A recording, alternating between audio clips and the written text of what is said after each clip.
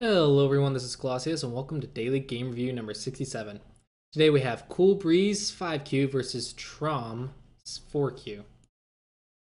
Let's go ahead and get started.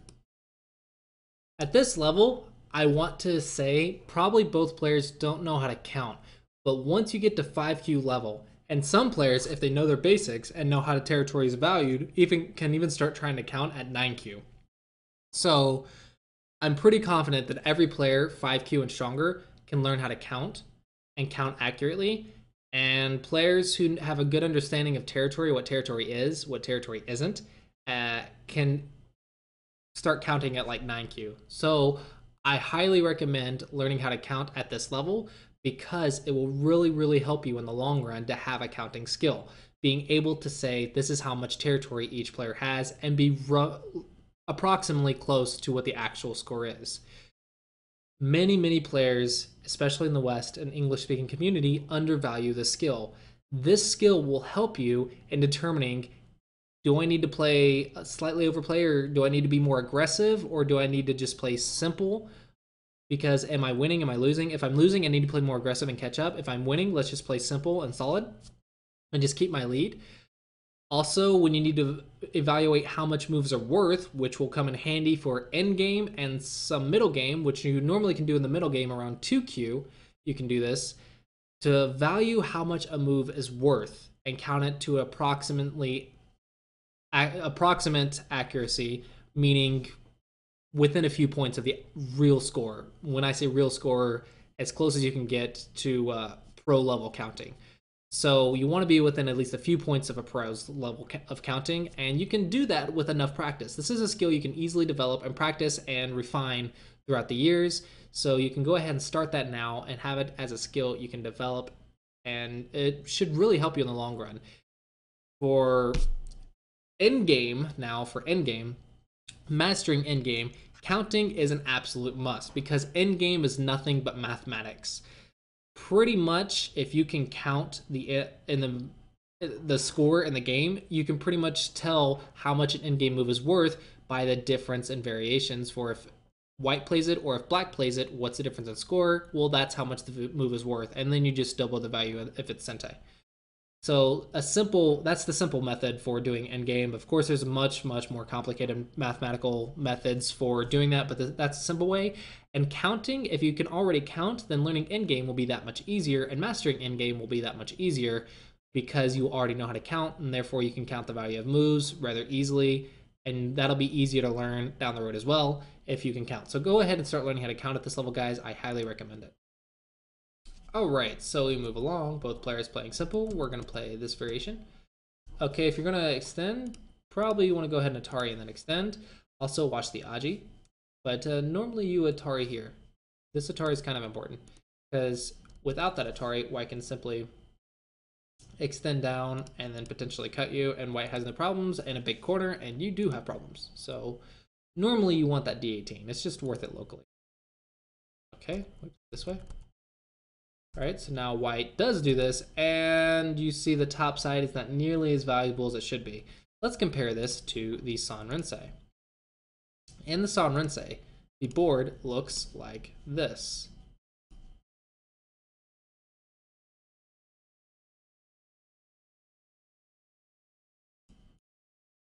We say this result is even. White has two corners on the left, so to make up for the center influence, and then locally, white has about 6 to 8 points in this corner, 6 to 8 points in this corner, and black has a big moyo. This is known as even. Therefore, white getting these two corners, black must have an influence that is at least this large to be even to those two corners. But in the game, we're going to see that here, black's influence is not equal to that Sanrense. Look at this and compare it to this. The influence here is much better for black. Therefore, this result is good for white.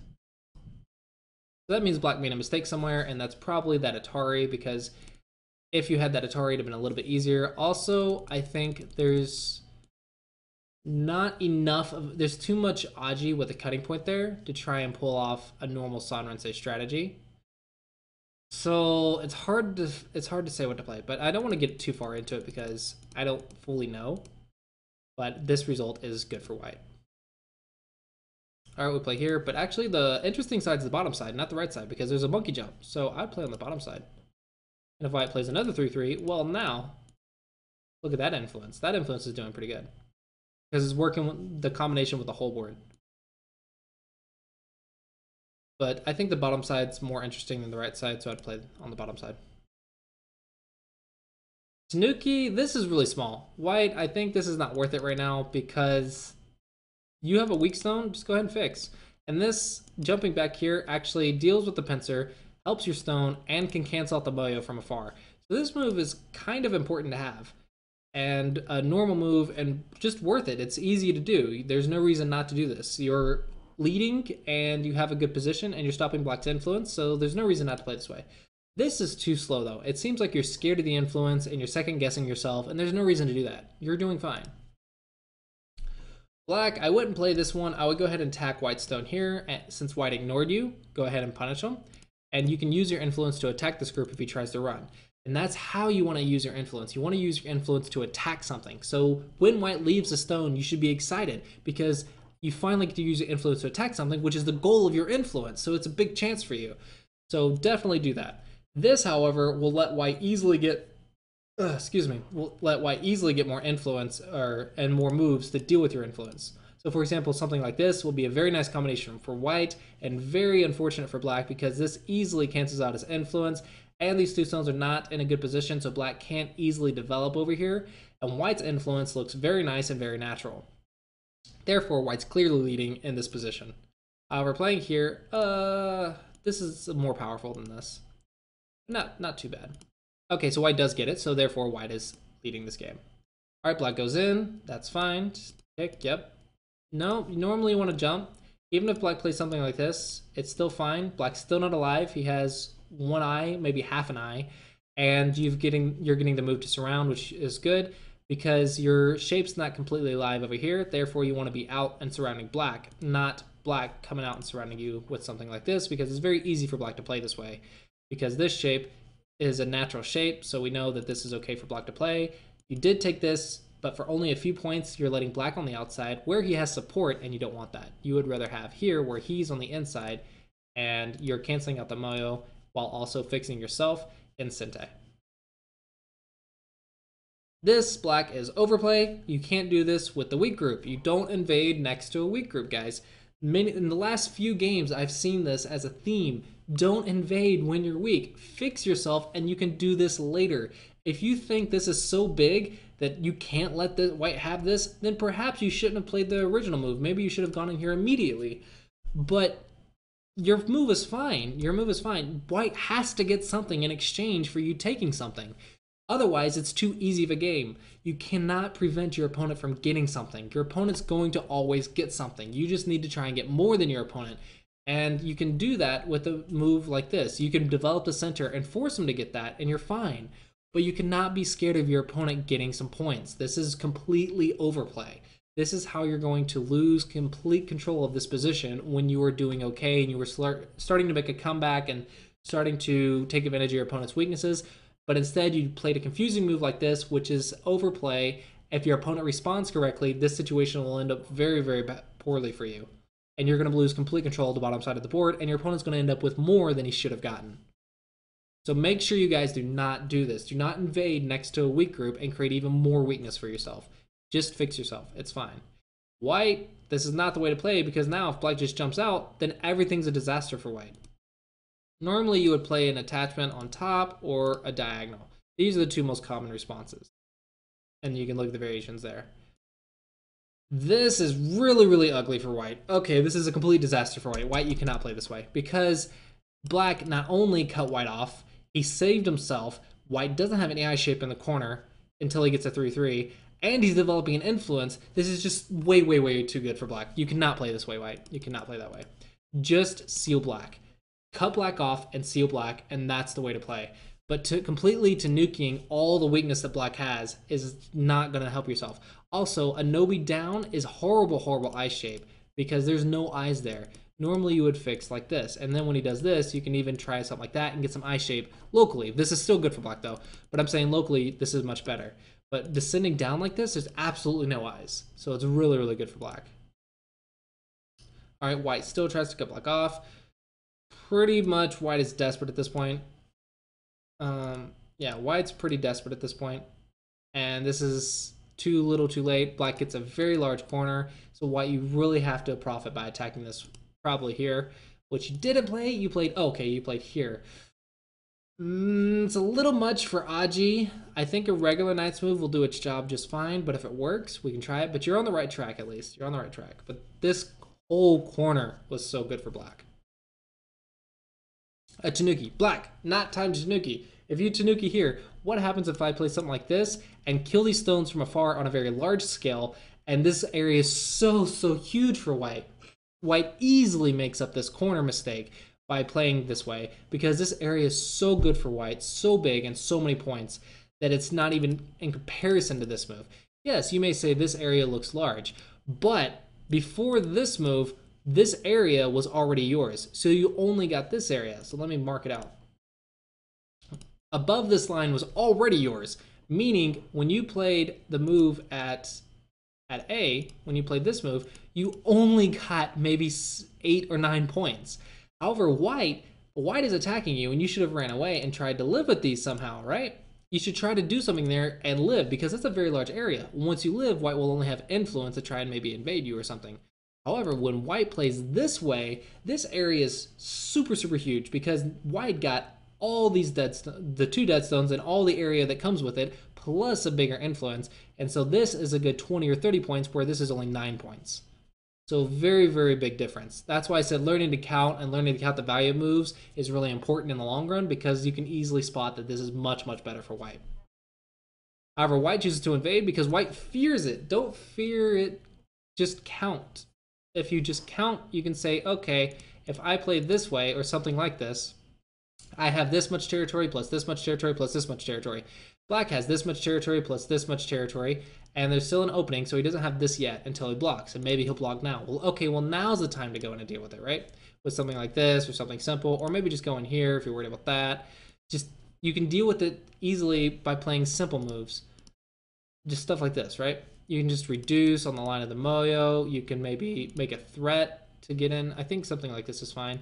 But you don't have to panic. And if you're desperate, then you could play something even like this and still just try and live or break out or Sabaki or something. But there's ways to deal with a large area like this. Don't fear it, just learn how to deal with it. And in this case, your area is bigger than his, so there's no reason to play that way. All right, but it's not completely bad. It's not completely bad. Your move's still fine. It's just I think this area was bigger for white. Crosscut's not needed when you can just play this way and threaten to get out and make eye shape very quickly. Maybe even play something like this. Point is, you want to start making eyes very quickly. You want eyes as fast as you can. Crosscut, probably you're going to die. This looks more like a reduction than anything. No, this is not going to work because there's no eyes and you're completely surrounded. So white's probably going to die in this way. However, black played this way and white's playing, so you sacrificed it. In other words, you wanted to reduce. If you wanted to reduce, then don't play so deep. Just play on the line of the influence. Something like this, or something like this, or something like this. Or just reduce, just reduce this way, and that's also fine. If you want to reduce, then just reduce. Don't invade. An invasion, normally you want to live. But instead, you chose to give it up and just reduce. But you kind of gave black a little much. Watch your cutting points. This actually doesn't help the weak group. If you want to help the weak group, help the weak group. But this move is playing on the strong side instead of the weak side, and black's going to cut you off, and you're going to end up in even more trouble. All right, so you got a little bit lucky here. Black made a mistake. See, how many liberties does white have? So I'm looking at this move. Maybe what black is okay, which means white made a mistake. White should have just sacrificed and connected. And then white's okay, and this is good for white because now these 3 stones don't look good, and white's influence is looking so much better. In this case, oh, white got scared. Okay, so both players misread this. Okay. All right, I would go ahead and Atari and just cut through. Oh, he did. Good, good, good. And this result is completely good for white. So white reduced the influence and got this big area. So this is super, super good for white. This is okay because you're threatening before Tanuki. Okay, now Tanuki. Not the big spoof. Something like this is really nice. Seal this area off and Sente while attacking this. And then I think after that you want to destroy the right side. Something like that or something like that. Because the right side's the last big area. Last big side. So black tries to get the right side. Black, you want to just defend it like with something like that. Because here there's still invasion. There's still an invasion because it threatens to connect. And then there's a detachment. There's Sabaki. There's many ways to deal with that area. White plays here and then runs away. Don't try to kill white. You're trying to kill. You want profit. Just take your profit and force black to live small on the inside. It's much more valuable to play this way. Much, much more valuable to play this way. Then, even if black's alive, you still got your profit and you can still go invade the right side. You want to surround. That's the idea. You don't want to kill. You want to surround and take profit. That's what you want to do. Here's a little dangerous because if black lives, then you lost points. Yep, so you lost points. So you could have gotten a little bit more if you would have just surrounded. All right, but not too bad, not too bad. Just a lesson learned. All right, so black plays this way. This is not the way to attack. Normally you play something like that or a descend down because white can simply get another I shape here with something as simple as this. White's already alive in the corner with that Hane. So maybe don't even have to do that. Maybe just do something like that. And you can see locally there's a tiger's mouth. I'm not saying play this directly. I mean later there's potential tiger's mouth there. So it's easy for white to live. An attachment's normally played here over this. Okay, so white has some good ideas. White has some good ideas. All right, so we just Sabaki. Yep, perfectly fine. And white easily gets out, and white should win the game because white has more points. Well, as far as I know, white has more points. I haven't counted, but from the looks of it, white's gotten the big areas to the big areas first, so white should be winning.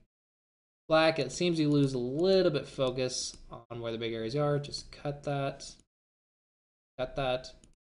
Most you can do is a Nobi, and then he's dead on the inside. If he tries to Hane, you can simply play here. Fine. If he tries to do something like that and just cut you off, well, then you can just give up 2 stones.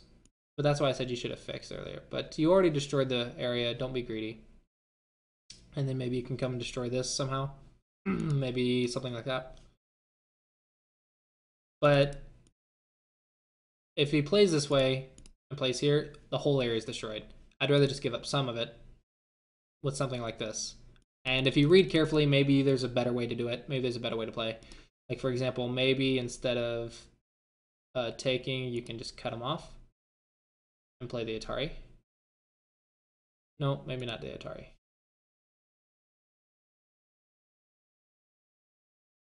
One, two, three, 1, 2, 3, 4. So nope, can't play this way.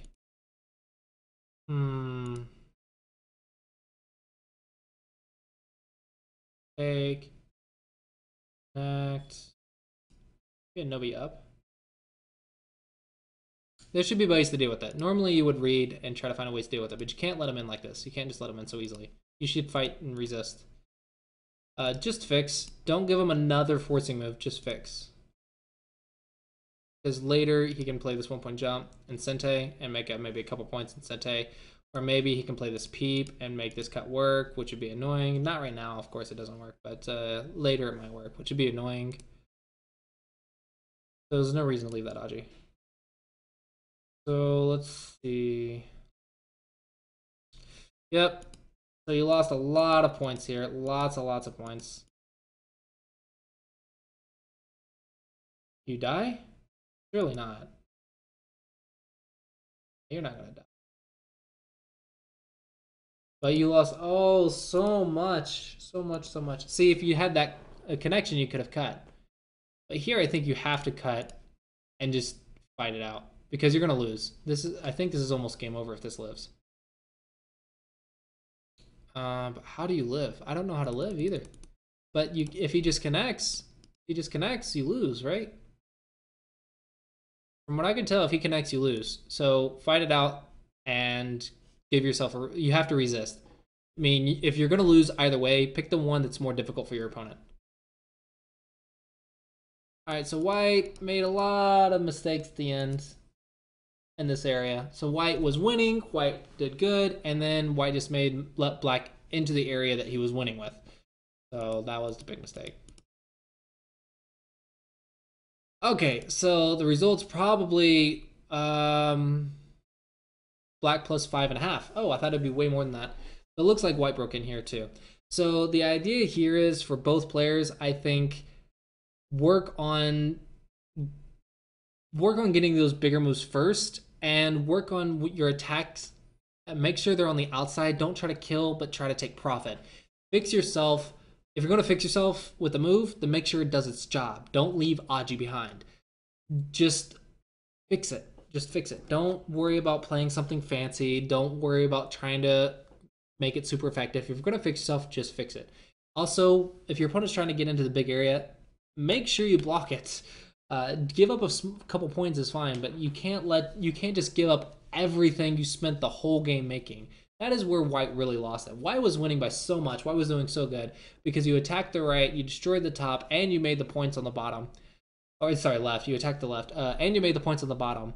It was so good for white, and then you lost everything you had gained. So you can't let that happen.